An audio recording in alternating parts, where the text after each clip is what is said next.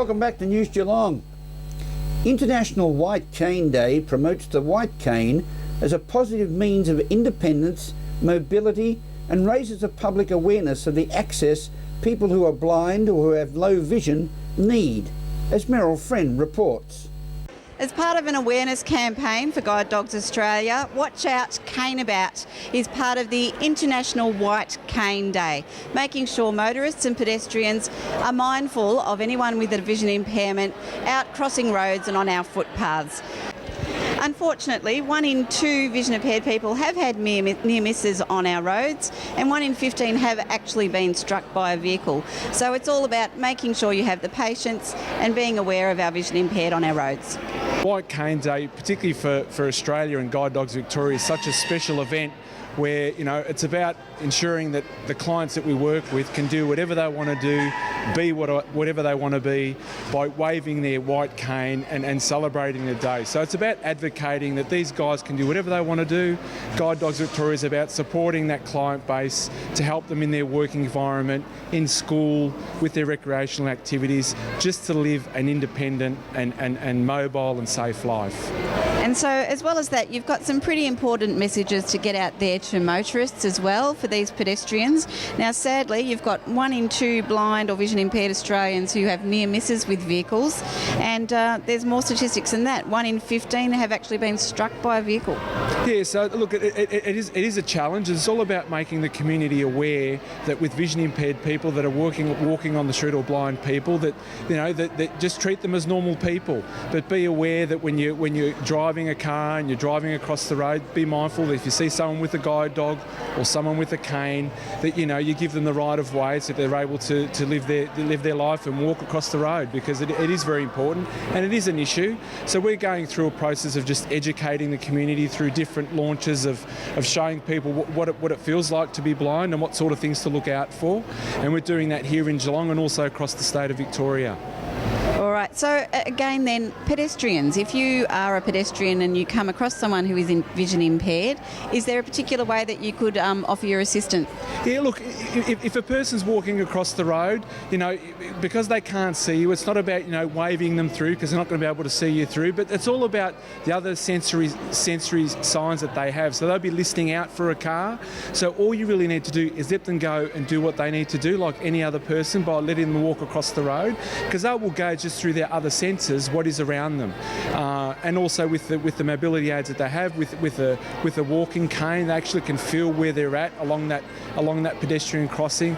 And also the training that we do with our guide dogs and pedestrian safety is also key to the training that we provide with our clients walking across the road.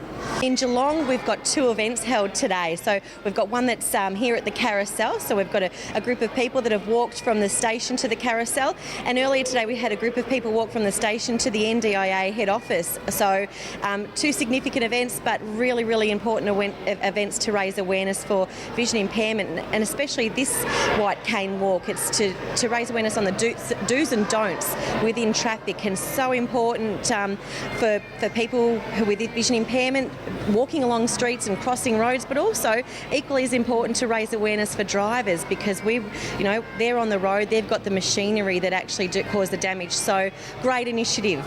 All right, and so a lovely day. We've got a lunch here for all of these participants as well. Yep, absolutely. Where they're having, some of them are having a ride as we speak. There's lunch.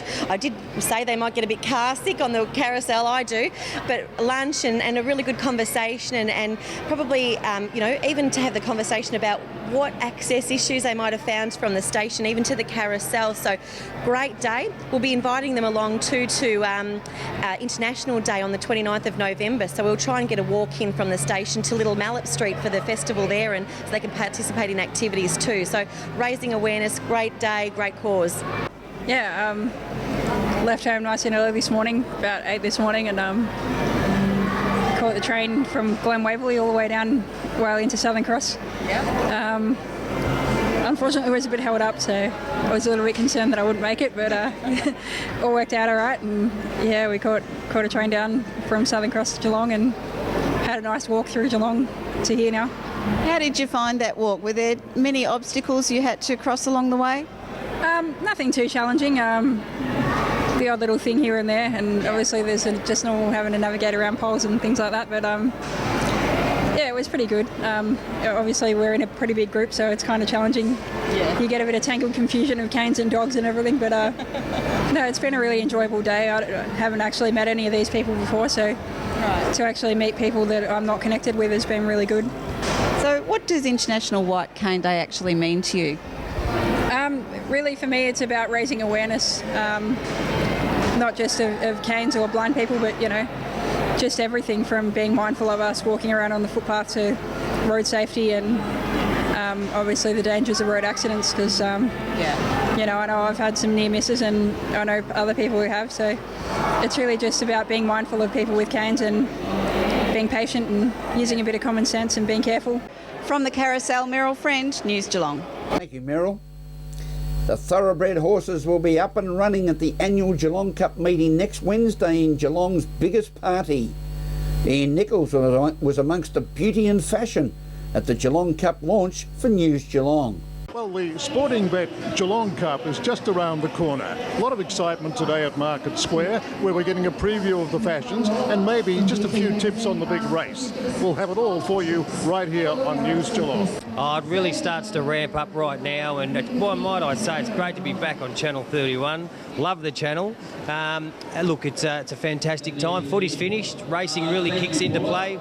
All the international raiders are starting to arrive here in Victoria now at quarantine at Werribee. There's 8 of those that have arrived, getting ready for Cox Plates and Melbourne Cups and Caulfield Cups, and of course all our champion horses are racing around at the moment, including Atlantic Jewel and It's a Done Deal, and the first 2-year-old race comes up this Saturday at Flemington. Turnbull Stakes Day is a big day, so yeah, I'm ramped. I'm ready to go. Well, now, do you have any advance information on the Geelong Cup? A bit of a smoky, perhaps, for our viewers? It's a little early to detect the winner, but there's always a very good indication that there's about 3 or 4 of the international horses that are going to aim their way towards Geelong to try and get a run in the Melbourne Cup, because they need to lift their rating, and Geelong Cup with the prize money and over the distance enables them to be able to raise their rating if they happen to win it, like American, Media Puzzle, Dunedin, these type of horses, and of course Bauer. Yeah, they're 4 international horses that used the Geelong Cup sort of route to get into the Melbourne Cup, and I think it won't change again this year. Look for about 3 or 4 of the international horses to be tough to beat. Yeah, we really started something, and as you've suggested, that trend is likely to continue now, with Geelong being the pipe opener. Yeah, it's just a beautiful track. I mean, it's got a lovely run out of the straight for the first time over the distance, and it's got the uphill also from about the 1,000-metre mark right around down to the 700-metre mark. Suits those international horses. They have undulating race tracks over in Europe, and then you've got the beautiful turn for home and that long layout, that run in. So it really is a good pipe opener for the staying horses. Well, enjoy your spring racing carnival, Simon. We'll be watching you on numerous outlets over the next few weeks. It's an absolute pleasure, and great to be on 31. Very excited about the upcoming Geelong Cup. Sporting Bet Geelong Cup this year has been Centre Bet Geelong Cup in recent years, but Sporting Bet have taken over that brand name and chosen to use that one, so we're pleased to get behind that. We've had great success in recent years with the international visitors, the international stayers that have come over, and obviously with American and Dunedin have gone on to win the Melbourne Cup, which was fantastic, and even Gatewood that won last year was an English stayer. So we're hoping to see some Europeans enter the race again this year. We'll know more over the next couple of weeks. There's often a bit of talk about who's going to enter. It's a bit uncertain at this stage, but it's certainly been building as a quality race more and more, and that all adds to it being a great day. Well, we hope the weather holds up for the spring carnival. It's always a bit dodgy, but given everything, we've had terrific crowds and great carnival atmosphere, haven't we? We have. We've had a good run in recent years, so we'll keep the fingers crossed that continues. In any event, I think we're pretty well set up there to have a good day. A lot of our guests will be under the cover of marquees and the like, so with reasonable weather, it's still going to be a great day for everyone, and we'll just keep the fingers crossed that the weather weather does hold up. It's been a bit ordinary of late. Hopefully all the nasty stuff will be out of the way by the 23rd of October. Well, now we put the word on you every year. A bit of info might have been coming through your way. I mean, it's been a bit scarce this year, Ian. There's a lot of people keeping their hands close to their chest. I think Terry Henderson and the OTI group, I believe, have a number of international horses that they've acquired in recent times. I believe they will have 2 or 3 starters in the Cup. They're not actually disclosing which ones at this stage, so that makes it a little bit hard to know. Look, I can tell you a couple of years ago we heard well in advance that Dunedin was on our way, and we knew he'd be very hard to beat in his Cup, which he did win. This year it seems to be a bit more secretive, so I'm afraid I haven't got that secret information on who the top chance are going to be at this stage. But neither way, it looks like a good international contingent again out here for the Melbourne Cup. I think so. Even talking to Simon Marshall, our Geelong Cup ambassador, just before, who's certainly across these issues with his position with Channel 7 too in Melbourne, he mentioned he thinks that we'll still finish up with maybe 5 or 6 internationals. So it really does add to the profile of the race. It adds another flavour to the race.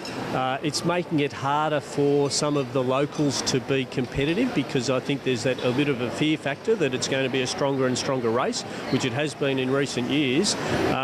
Hopefully this year we'll get a bit of a blend and keep some locals in there, because we don't want to destroy it for the locals. We still want to have a few obviously competing in the race. At the pre-Geelong Cup celebrations, Ian Nicholls. Thank you, Ian. Enjoy the Cup. This is News Geelong as we go to a break and return with more Geelong news after this.